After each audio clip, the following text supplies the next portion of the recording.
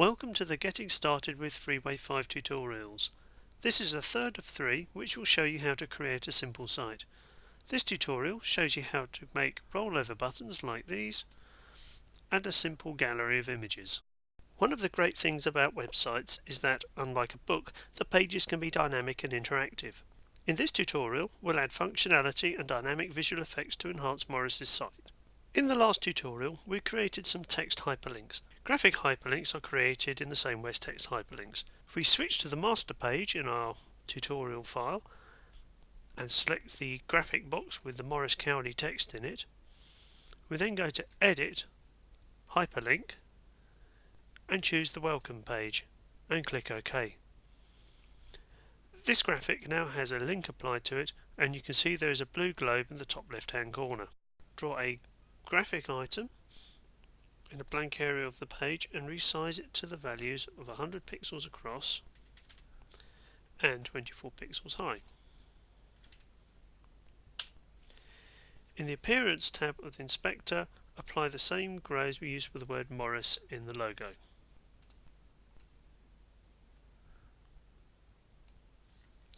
Click on the border button and set the border to be white with the size of 1 pixels and make sure the position is inside. Set a value of 12 pixels for the corner so we have a nice sort of lozenge shape.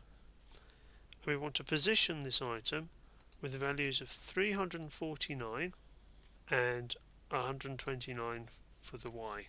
Select the rollover graphic we've just created and choose Duplicate from the contextual menu.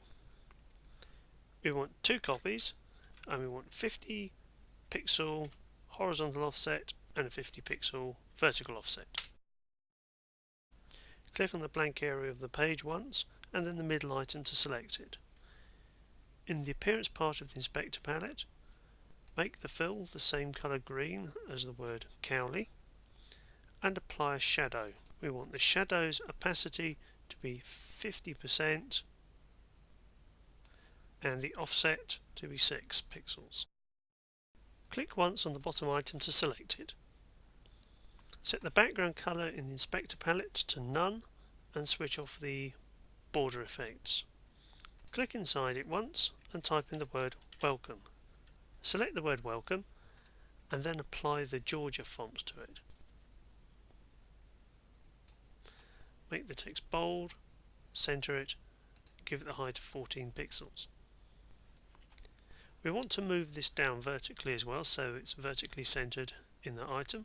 So we go to Style, Shift, Other and type in -40% and this will move the baseline down to a more centralised position.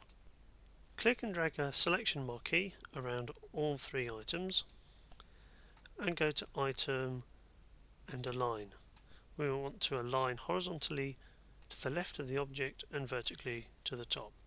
We click on OK and all the items will align along the top left hand object in the items we've selected. As we've discussed before, it's a good idea to lock items on a master page.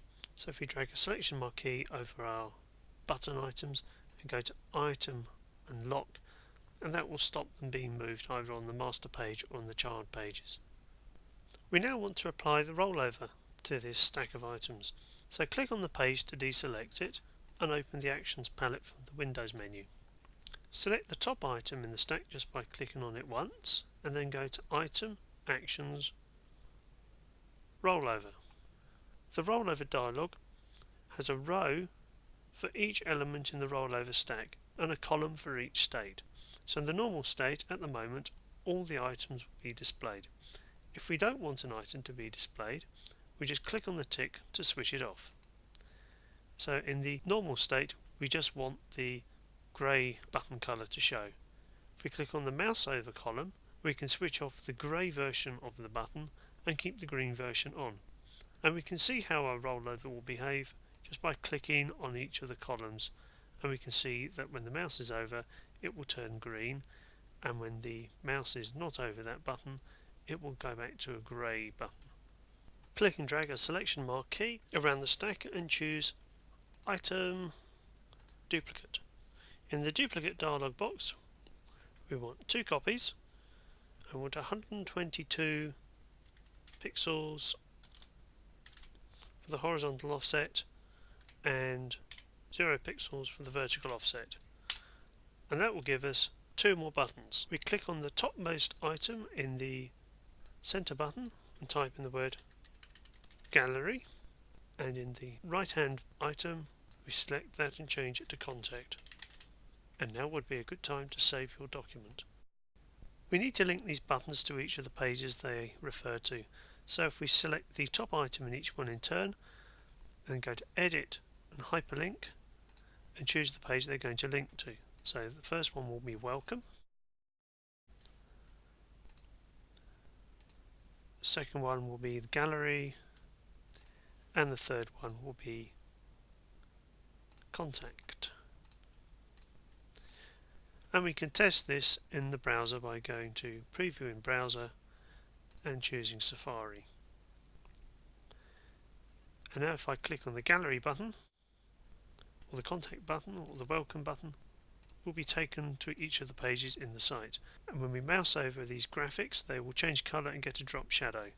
Let's set up a gallery page for Morris. He wants a large picture to appear when people click on the smaller thumbnails on the page, and we'll be using the target image action and the rollover action to achieve this. Go to the gallery page and draw a selection marquee over all the thumbnails. Go to item and duplicate, and we want 1 copy of each item with no offsets either horizontally or vertically, and click OK. When the items have been duplicated, select each one in turn and apply a shadow. And the shadow should have 50% opacity and an offset of 6 pixels. Do this for each of the items you've just duplicated.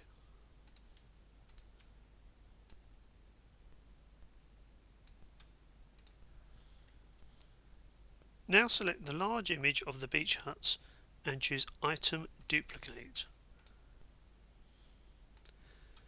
Again, we just want 1 copy, and we want a horizontal offset of 0 and a vertical offset of 0.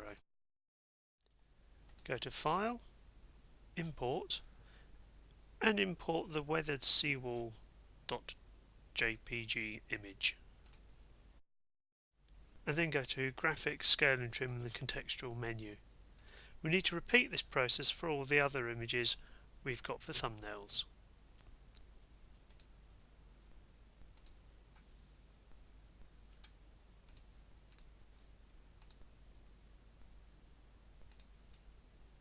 Select an image in the stack and go to Item, Actions, Target Image.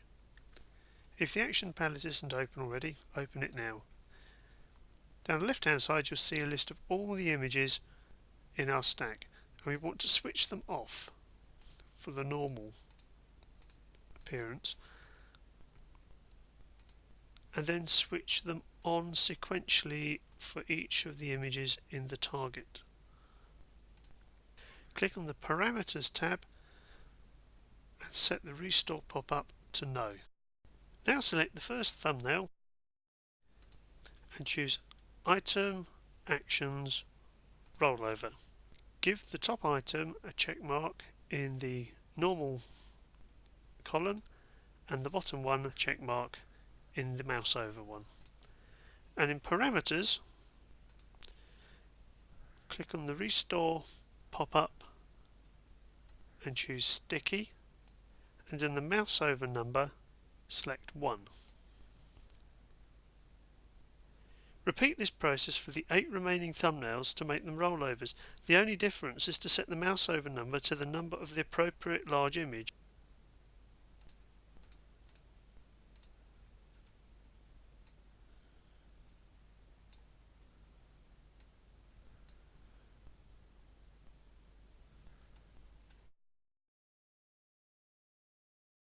So far we've looked at item actions, which are applied by selecting the item and choosing the action from the Actions menu.